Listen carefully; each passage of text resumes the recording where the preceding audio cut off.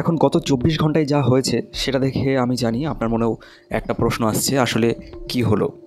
এক মুহূর্তে আমরা পাকিস্তানের এয়ারবেসে বোমা বর্ষণ করছিলাম, তারপর হঠাৎ ট্রাম্পের একটা টুইট আসে, সিজ ফায়ার করো, আর হঠাৎ করেই পুরো বিষয়টা ঠান্ডা হয়ে যায়।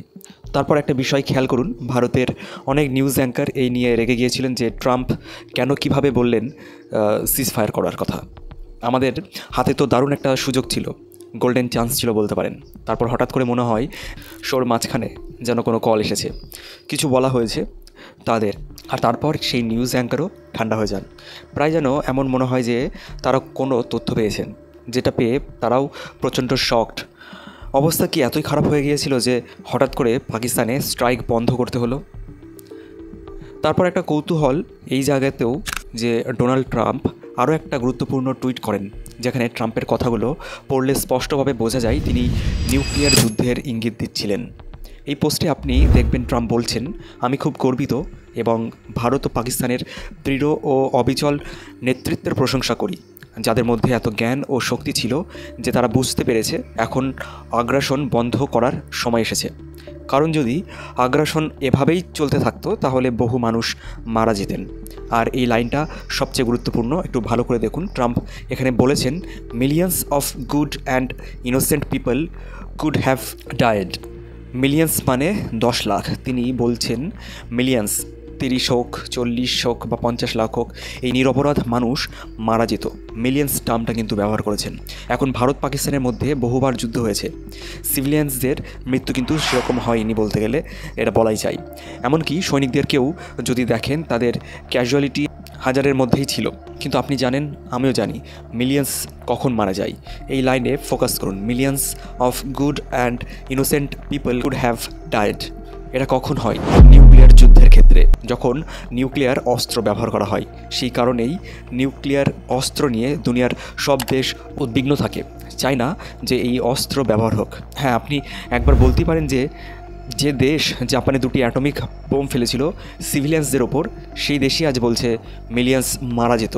এটা হিপোক্রেসি। একদম ঠিক, এটা হিপোক্রেসি বটে। কিন্তু ট্রাম্প স্পষ্টভাবে কিছু এমন জেনেছিলেন যেটা হয়তো আমরা জানতে পারিনি।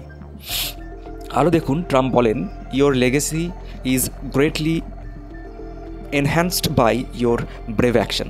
তার কথায় স্পষ্ট বোঝা যায় তিনি ইঙ্গিত করছেন যে একটা ভয়ানক ধ্বংস থেকে বাঁচা গেছে, যা কিছু হতো তা ঠেকানো গেছে। ট্রাম্প এই ধরনের শব্দ গত 1 বছরে কিন্তু কোথাও ব্যবহার করেননি। এত যুদ্ধ হয়েছে এর মাঝেও কিন্তু তিনি এই রকম শব্দ ইউজ করেননি। তারপর তিনি বলেন, এখন আমি এই অঞ্চলের সঙ্গে বাণিজ্য বাড়াতে চাই। আর এটা খুবই স্পষ্ট, যখন তিনি এই অঞ্চল বলেছেন তার মানে আমাদের ভারতের কথাই বলেছেন। পাকিস্তানের সঙ্গে ব্যবসা আর কি বাড়াবে।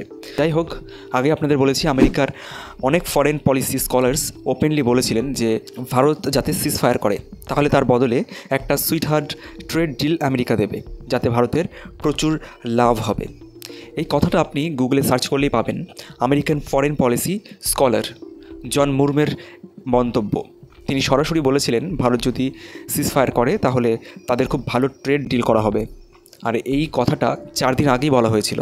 তারপর আমরা দেখি ট্রাম্প হালে বললেন, আমি বাণিজ্য করতে প্রস্তুত, আমি 2 দেশের সঙ্গেই কাজ করতে চাই এবং কাশ্মীর নিয়ে 1000 বছরের এই সমস্যার সমাধান করতে চাই। যদিও কাশ্মীরের বিতর্ক 1000 বছরের না, কেন জানি এরা বারবার এই একই শব্দ ইউজ করে, 1000 বছর।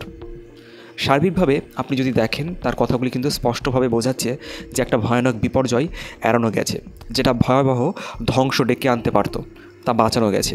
2 দিকের নেতৃত্বও পরিণত ভাবনা দেখিয়েছে। আর যদি আপনার প্রশ্ন হয় কী ধরনের বিপর্যয় এড়ানো গেছে, তাহলে বুঝতে হবে ভারত পাকিস্তানের 8 থেকে 10টি এয়ারবেস পুরো ধ্বংস করে দিয়েছে। পাকিস্তান এখন আস্তে আস্তে স্বীকারও করছে যে তাদের এয়ারফোর্সের বহু সদস্য মারা গেছে।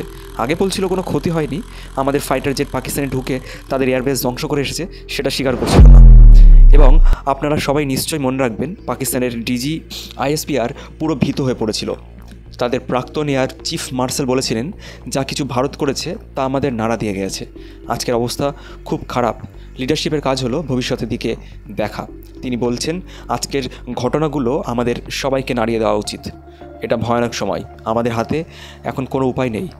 আমার মতে পরিস্থিতি আরও খারাপের দিকে যাচ্ছে যতক্ষণ না আমেরিকা চাপ না দিচ্ছে। মনে রাখবেন 4 বার ভারত পুরোপুরি আক্রমণের পরিকল্পনা করে ফেলেছিল।